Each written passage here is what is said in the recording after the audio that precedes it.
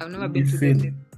I've never been to the theater before. How did it So they feel? will me to it felt weird. I felt scared, really All scared. right. Okay. So I felt like something is not right here. But now I was going for the exchange. Yeah. I did not like that. So after the anesthesis walikuja wakaanga na mimi, they told me the pros and the cons for getting me to have the catheter. Yeah. Si catheter ya urine. Clarification. No, hematology. Yeah. Yes, the one that patients wanawekanga. So after that, I was told that this vein that you are looking for ni femoral left vein. So we can puncture your artery. We can mess up, and we can do all those sorts of things. I'm like, if you mess up, you have to expect anything. anything. So I was like, no, maybe let me just go. Yeah. Let me just say, I'm not having the for me anymore. But since I had committed myself to make it happen, I was just saying, let me just go all the way, because also there's nothing that can be done. Till now, what has changed in your life in terms of health, in terms of daily life since starting? I don't have fatigue. The one I used to have, sikuwa nayo tena. Okay, that's great. Yeah. So it shows improvement then. Yeah, and I'm also having a lot of appetite. 3 hours. You have to take care of yourself so that you retain, and blossom in through God's way, But the procedure is not that bad. It takes 1 hour 24 minutes, like we did. Yeah. And applications whatsoever. Yes. All right. So how did the change ripple into your personal and professional life as an advocate, as a Shujaa? Well, it's something that I really appreciate, that county doctors walisema tu sasa mimi nachaguliwa because I've been in the space for quite some time. Yeah. I've been in there, and I've been journeying this together with them.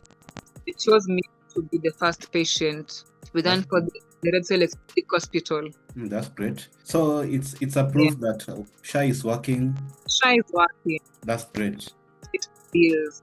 Yeah. So we move on to you're not just living with a blood disorder, sickle cell, but you are also leading change through you stepping into action, you offering your life to at least change others.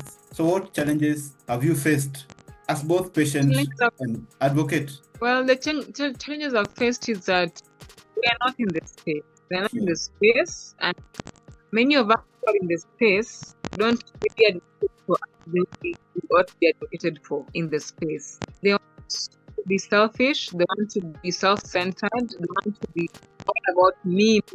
I'm the one who did this, I'm the one who did that. No, that is not who you are. Yeah. When you advocate for people, you take their cries and their pleas to the person who can hear you. Whoever needs to hear you, things can change. Yeah. Not if it's me who did this, it's me who did that now. It's not about that. It's about advocating for us, advocating for change, to be, something to be done in this space. We are not in the, most of us are not in the top. Sure. So in the position to be at the top, most of us don't really be at the top. Sure. I must say that resources are there, but the people that have resources are not doing anything. But when they want something, they come to us as patients, Yes. And us as patients, some of us are advocating, but most of us are just sitting, waiting for just a new message, for just someone saying that we have this and this, but us, we are not advocating for that change. So I concur with you, and I can say that through creating awareness, we can reach far. Yeah. And then I also realized that, I am a filmmaker profession. I shoot films for advocacy and awareness creation. Yeah. But that when these places that, and also these offices that, people who are in high places that really need to help you, they don't help you.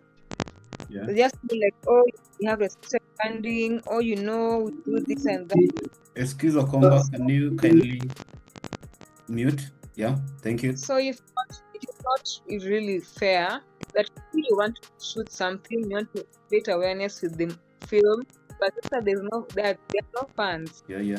And the same people that are within the space are just telling, oh no, do we this need to tell you that. So I found out that you are all alone. Yeah. People that are with us in the space are just not with us to maybe kujipendekeza, but they're really not with us. They're really not feeling the pain we are feeling. Sure. Us as lived experience are the one who tell a story. But you find out that whether healthcare providers, whether patients, they come to the patient to experiment, but they don't use the patient to tell a story. The opportunity. Don't take advantage of us. Yeah. Like these researches, I don't feel like I want to do any research anymore. Okay. Yeah, I'm done with researches because I feel like they're just, most of them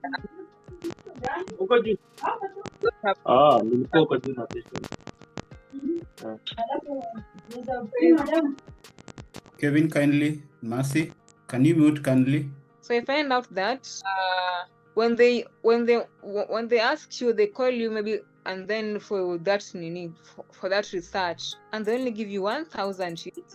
What can 1,000 shillings do to you? That's you actually, fair, Yeah. There's nothing. Sai, I always want to feel like I want to advocate for these people, and I want to tell these people that, when you want to go for a research, at least better 10,000. That's much better. Fair, and that is separate from the 10,000 shillings. Because when you're back to your home, where do you start from? We have to at least action it and create change together.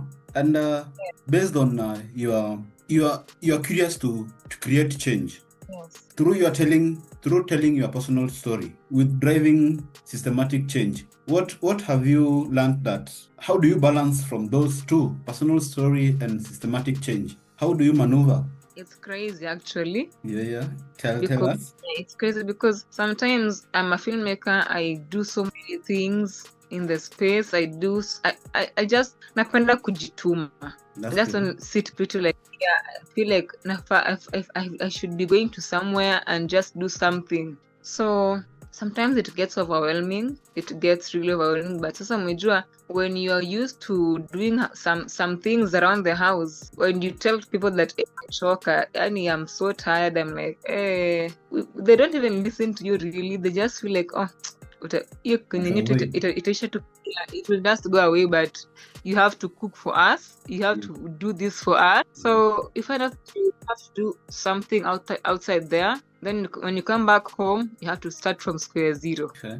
Start cleaning the dishes, start preparing dinner for people. It is crazy, but I think I have managed it, and nimejua vile naifanya. That's great. That's not that. Yeah. Keep on moving, keep on being innovative in ways so that you find out those ways you do it in small habits. Yes. So what keeps you motivated, Shujaa, to at least advocate? And when you advocate through overwhelming, what keeps you? So I want to start with God. God has really kept me going, and these things that I'm doing, sometimes I usually take them to God in prayer, because I cannot do things on my own. Without God, I cannot do things on my own, but with God, I can go far. So I always trust God for things to just work out for me. So God has been my number one motivator, my mom, and my family, and where I come from. So it has just kept me going, kabisa. So it's all about support system and who brought you in this world, no? Yes. That's great.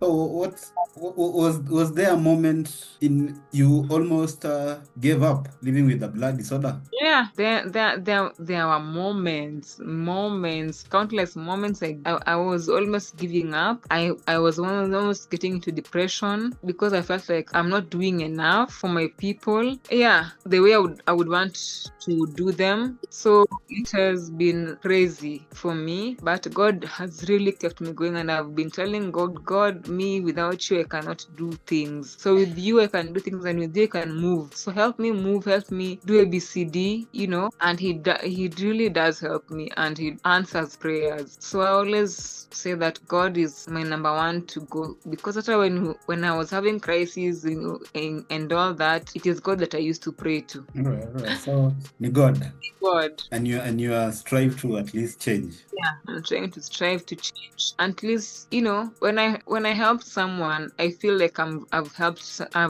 and I have peace in my heart because I've helped someone. So that is my joy, and I really want to do more. But I'm very constrained, but I'm believing that I will have more to do. So yeah, perfect. To touch lives, and we're living with blood disorders. We'll craft change together. And as a leader living with the sickle cell, what has it taught you? Sometimes people don't care. So you just have to work on you, take your medication religiously, because senye crisis inakuchapa, no one is there to help you. Only you. Wewe peke yako. So sometimes people don't care. So you have to just do you, be true to yourself. That's good. You mentioned about future actions and community change. Looking at the sickle cell disease community, Anna, acknowledging that it's sickle cell awareness in September, what are the biggest parts or gaps in care are you gonna advocate in? Let me just say generally, we want a policy for better healthcare systems, because with this SHA, I'm not saying SHA doesn't work, but with this SHA, we need to get some policies up. We need to get our policy makers to help us to draw some strategies and, make our systems to actually work. Not just ile ya mdomo tu kusema tu inafanya lakini ifanye, but let them work. Yeah, action speaks louder. Yeah, and we need to just get them working. So action speaks louder, and us as the patients that in the healthcare sector, that we really need to make them work. And also a push to our policy makers too, because our policy makers pia wanatusaidia push the system in place. So wakikuwa huko juu wanaona kama when you're down here we are struggling, like having so many struggles, but when they come up in the parliament and wanaanza kuongea, discussing and all that, we need to have someone on top there to help us to champion for our well-being and our policies za health. Actions speak louder than words. Anna, I hope they're seeing something that's coming. Anna, it will craft change that if they don't adapt, we'll remove them. Anna, be our own Shujaas so that develop systems that we need care, So winding up, how can people support Sickle Cell or the West Kenya organization? So maybe I have a bank account, but I'm not sure I have it offhand here. It is at Equity, but maybe I can share with you. You can maybe post, or you can share it with people. But we have a bank account that we are working with, and we're really requesting, because we don't have funding for now. We haven't gotten any funds for now, but we are really going to get the funds very soon and start working on the ground on a serious note. Start working for our people and for their well-being. God will do something, and through your channels, through whatever that you are doing, change will be crafted. And what message will you share out there for someone living with a blood disorder? I'm not alone. I am with them, in as much as we are many in this world, but we are together in spirit, and let them just not lose hope. We are together. We are with you in the same spirit. I've been through what you've been through, so it is not something that is ordinary, something that is new to me. So whenever you need help, please reach out. Perfect. I may not be able financially, but I may be able to help you in ways ways that maybe you can get medication, you can get your drugs, you can get, help. Okay. Yes. Stretch a hand and let's all unite together so that we change what we need in the community and what we want to see in the community. Thank you for sharing your story. And I'm looking forward to create more change with you through advocacy, through awareness, and through empowering lives out there. You've shown that the power of courage, advocacy, and community can bring change. We look forward to seeing the change and to create an impactful advocacy together. Thank you. Thank you too. And thank you for having me. I appreciate. God bless you, and you'll recover. And take care of yourself, drink more water, and you'll be fine. Perfect. Thank you so much. Thank you.